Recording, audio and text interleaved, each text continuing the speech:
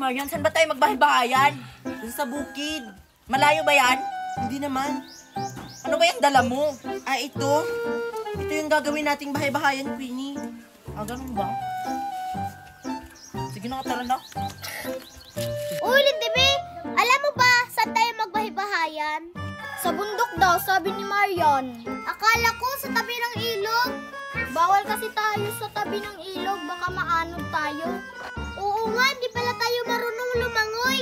Tara na nga, malayo pa yung lalakbayin natin. Sige, tara! Saan kaya pupunta si Lindibe at saka si Mickey? Sundan ko nga. Ayan, Queenie, nandito na tayo. Nandito na ba tayo, Marian? Akala ko malayo pa yung lalakbayin natin. Akala ko ba sa bundok? Nandito lang pala tayo sa likod ng bahay, no? Tsaka, kaninong bahay-bahayan yan? Ang pangit naman, no? Papagalitan kasi ako ng mami ko, Queenie, kapag lalayo ako. Ewan ko, Queenie, ko kaninong bahay-bahayan yan. Ang pangit. Oo nga, ang pangit naman ng bahay-bahayan nila. Kanino kayang bahay-bahayan yan? Baka kina Joshua at Nicole yan. Sa kanila ata yung bahay-bahayan na yan. Wait lang, Marian. Papasukin ko kung anong meron sa loob. Uy, Queenie, wag kang pumasok dyan. Baka may ahas. Ano ka ba, Marian? Titingnan ko lang kung anong meron dyan sa loob. Ganun ba? Sige! Uy, Marian. Queenie, anong nakita mo dyan sa loob? Ito, laptop, Marian, laptop. Di ba wala kang laptop? Sa'yo na lang kaya to. Uy, Queenie, huwag kang mangialam ng gamit na hindi sa atin. Baka kina Nicole yan. Tinapon na ata to, Marian eh. Bakit iniwan lang dito? Tsaka, hindi naman natin magagamit to, di ba? Magagamit lang natin to sa paglalaro natin. I-design na lang natin to sa bahay-bahayan natin. Kahit na, ibalik mo yan. Bahala ka. Basta sa akin na to. Tsaka, hindi naman to gumagana eh. Sira na ata to. Tara na. Ewan ko sa'yo, Queenie. Tara, gumawa na tayo ng bahay-bahayan. Wala naman sila dito, Lindibe. Bakit wala sila dito? Baka nandun sa likod ng bahay nila. Di ba may malaking damuhan doon? Oo nga, meron. Tara, pumunta na tayo doon. Saan kaya sila pupunta? Bakit bumalik sila? Baka uuwi na sila. Sige na, Marian. I-set up mo na yung bahay-bahayan natin. Para makatulog na tayo. Sige, Queenie.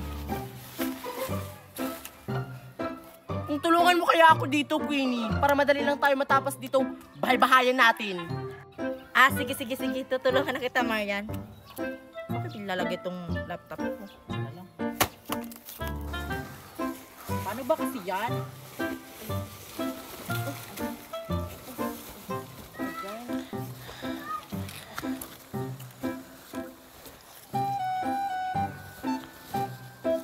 Okay ka na dyan, Queenie?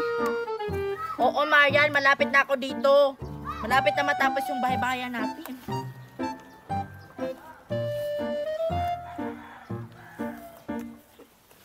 Ayan. Sabi ko na nga nandito sila. Nakagawa na sila ng bahay-bahayan. Ay, kaya pala naglalaro pala sila ng bahay-bahayan. Queenie, ayan, tapos na yung bahay-bahayan natin. Ano pa hinihintay natin, Marian? Pumasok na tayo sa bahay-bahayan natin para makatulog na tayo. Excited na ako matulog. Naku, yung laptop ko. Magpe-Facebook ako sa loob.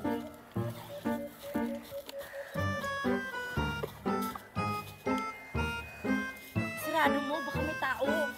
Sige.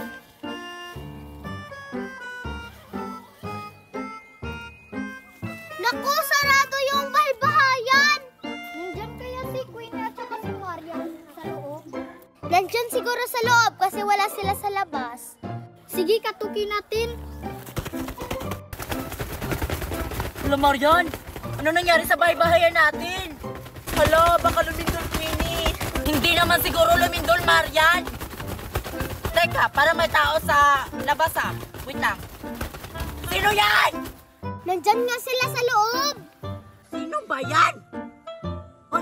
Mickey tsaka Lindibe, nandito na pala kayo. Sino yan, Queenie? Si Miki at saka si Lindimi. Nandito na pala sila. Papasukin mo sila. Kakarating lang namin. Ito na ba yung bahay-bahayan natin? Oo, kaya pumasok na kayo kasi mainit dyan sa labas. Pasok na kayo dito, dali. Tara na, Mickey. Pumasok na tayo. Hala, pumasok na sila sa bahay-bahayan. Sasali nga ako sa kanila. Buti naman nakapunta kayo dito sa bahay-bahayan natin. Hindi na nga sana kami pupunta eh. Akala namin doon sa bundok, nandito pala sa likod ng bahay nyo. Lumipat kasi kami, Miki, para malapit lang sa mga bahay. Hindi kasi tayo papayagan ng mga mami natin pag lalayo pa tayo. Buti naman nahanap nyo kami kung saan kami gagawa ng bahay-bahayan. Si Mickey kasi yung may alam. Oh, ano gagawin natin sa bahay-bahayan natin? Ano pa ba? Matutulog? Kayo na lang yung matulog.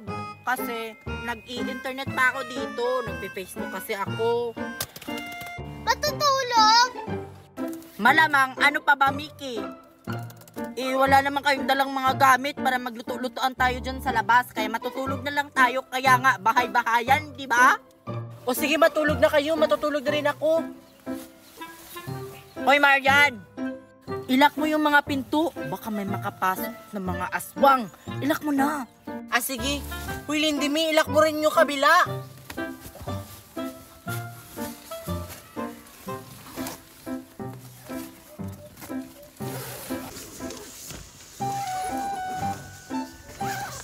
Ayan, lock na. Matutulog na tayo.